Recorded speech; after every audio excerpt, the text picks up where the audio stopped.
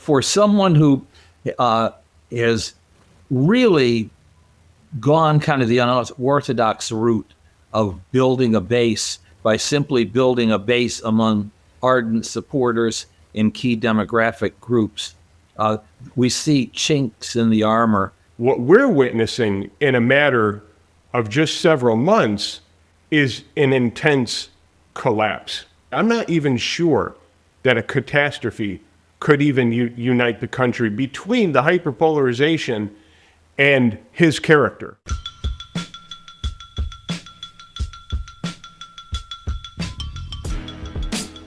It's Wednesday, and this is another edition of Real Polling in Real Time with Zogby. And as always, I'm here with Jeremy. How you doing this week? I'm doing fine. How about you? I'm doing okay. Two of us are doing okay. But Real Polling in Real Time, we have real polling, and it's hot off the press. And I'm just going to preface it by saying that every Saturday there appears in the Washington Examiner my weekly report card for the president. And it's something that I've done since the inauguration of Barack Obama. So it's been out there quite a bit. And my grades have always been all over the place. But I coined a phrase, the presidential drownometer. 3 glugs is a drowning. And last week I gave President Trump 1 glug. And I'm going to probably, barring anything unforeseen, and looking at our polling numbers right now, give him 1 glug this week, which means he's 1/3 of the way towards drowning. He is not doing well, and we've caught some real slippage in some real time here. I'm going to start with a few numbers, and then you pick up from there. Is that all right? Yeah. All right. So we have the president's overall approval rating sliding. And so going back earlier in the year, February, March, he was hovering around 48, 49 approval and the same disapproval. He was down last month, down to 45 approval. He's now at 43 approval, 54 disapproval. And as always, it's the numbers behind the numbers that tell the story. And again, I'm only going to begin to tell it. Here's what struck me is that his disapproval rating among Republicans is 18%.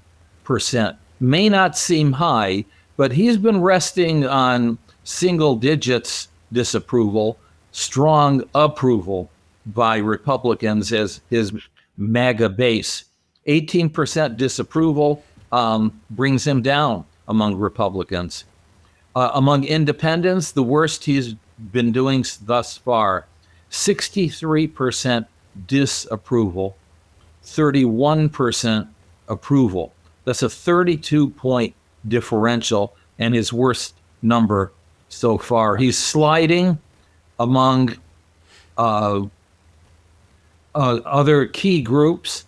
But another thing that struck me, and I'll turn it over to you, is that among conservatives, self-described conservatives, he has 79% approval, but 21% disapproval. And so for someone who has really gone kind of the unorthodox route of building a base by simply building a base among ardent supporters in key demographic groups, we see chinks in the armor there among some of those groups. I think, and we'll get into this conversation about why, but I think he's in real trouble. And I think that as we begin to enter August and September, this Epstein thing continues, even with his trip abroad, able to change the subject, but only momentarily. It boomerangs right back to Epstein. You're going to see further erosion. What do you think, looking at the numbers, Jerry? I'm actually confident to remove the word think altogether on this episode, you laid out numbers that sounded catastrophic. And the numbers that I'm going to go over just further drive that point home. But before I get into that, I think it would be useful to include a historical analogy going back to George W. Bush. And in the beginning, when he first got elected, his approval ratings were not good. But after 9/11, they shot up to, what was it, just shy of 90% approval, maybe like 88 or 89%.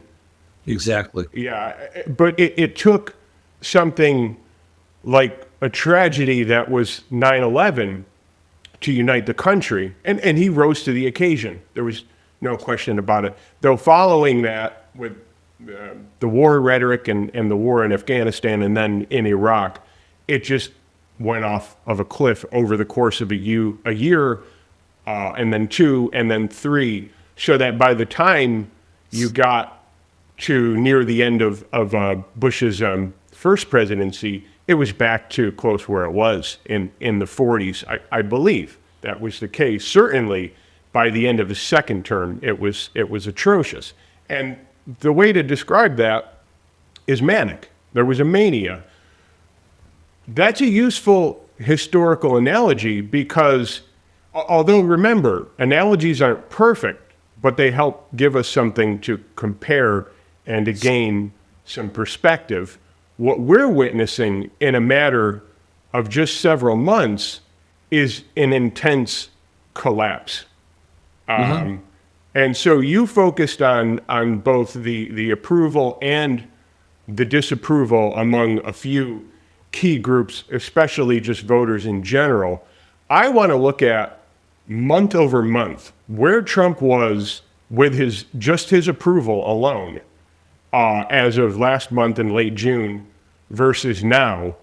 And I'm not going to go through all of these key groups, key and bellwether groups, but the ones that are staggering, I'll just name them in no particular order, but Hispanics. Back in late June, 54% of Hispanic voters rated the president with approval for his job in the White House. Today, that's at 41. That's a collapse of 13 percentage points. Another one are parents with young children. Just a month ago, 62% approved President Trump's job in the White House. Today, that's down to 50. Now, that, make no mistake about it, parents with young kids were an important part of what we were calling MAGA 2.0, which was this even broader base of support beyond your typical veterans, born-agains, and conservative voters. Parents were firmly with Trump. In 1 month, a nosedive of 12 percentage points dropping in approval rating. And then another one I talked about, voters ages 25 to 34, who, no doubt about it, were between a combination of just their nature of media consumption and their preference for social media, particularly X and podcasts, and there's another group called the new media consumers, but those ages 25 to 34 fit neatly into this paradigm of the new media consumer voters. They were high on Trump, ages 25 to 34-year-old voters, giving him 54% approval last month, down to 45. That's a drop of 9 percentage points. And while we're at it, let's look at the new media consumers, who last month 54% approved of the president. Today, that's at 50. And these are groups that we and I have been covering frequently and making the point that watch for these groups because they were firmly with the president in the first few months, and now you see them dropping off like flies so much that I don't even know how he gains them back. So that's a good question. And that was what I was going to follow up with. Can he get them back? I don't believe he can. I think it's a point of no return right now. He has been nimble. He's been, forthright. He uses humor and showmanship. He operates to some degree in a political vacuum, with Democrats being at a low point in terms of popularity, and that's enabled him. But I think that when you get to the crux of the Epstein matter, and you look at the characters that are involved, you look at the charges, you look simply at the way the president has handled it, from ordering, I guess we would say, the attorney general to not release any of the documents, to flippantly say about Ghislaine Maxwell, yeah, I have the power to pardon her. This is a woman convicted of child sex trafficking, serving 20 years. Yeah, I have the power to do it, but no one's asked me yet. Those are the sorts of things, and you hit on a critical point there. A bedrock leans conservative group, parents of children under 17 living at home. These are not the sorts of actions that generate any real confidence among parents. Yeah, and I'll just say a couple things. I maintain the point that I made last week, that the president is in great trouble. The numbers are showing it. How does he get it back? I don't think he can.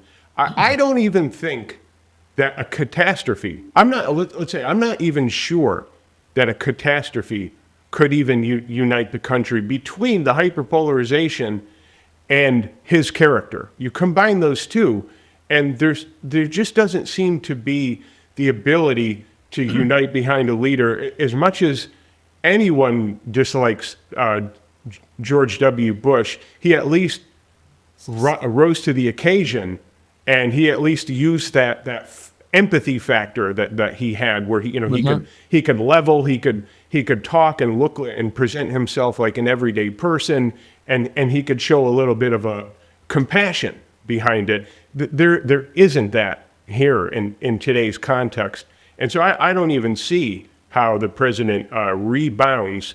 But I do have one other group that I think also just drives this point home, and that's born-again Christians. The evangelicals. I mean, if you look at some of the targeted ads that were circulating in the lead up to the campaign, and one in particular was, and God gave us Trump.